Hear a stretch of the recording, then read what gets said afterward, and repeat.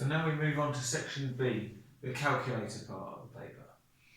Okay, so question 1, we've got in June, Gemma paid £68 for her electricity.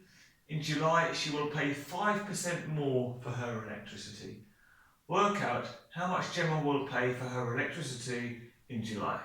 Okay, so we've got a percentage increase question. Right, I'm going to show you 3 different ways of working this out, all of which are totally acceptable. So we've got £68. So we want 5% of that. Now, I know that 10% of that, well, we can just move our decimal place from here and here. So 10% is going to give us £6.80. We want 5%. So 5% is going to be half of that. So half of 0 is 0, half of 8 is 4, half of 6 is £3.40. Now, that's the 5% more. We need to add that onto the original £68.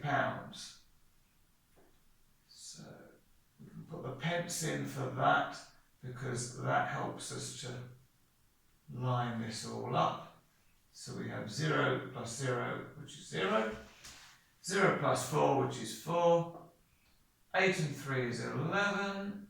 Carry the 1. 6 and the 1 gives us £71.40. Okay. So method 2 is very similar. With the 5%, we can work it out using our calculator. So we can say, well, 5% would be 5 divided by 100, and then multiply that by 68, and that is still going to give us £3.40, and then we can add it to the £68, again using your calculator if you'd rather do it that way. For the third method, so let's just box that one off. For the third method, this is probably the quickest method, but you need to be comfortable with the process.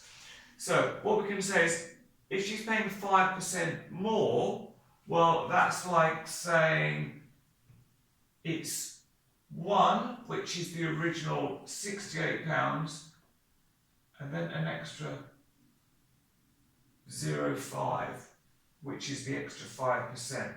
So we can do 1.05 times 68, and again you can type that into your calculator, and that's going to give you the answer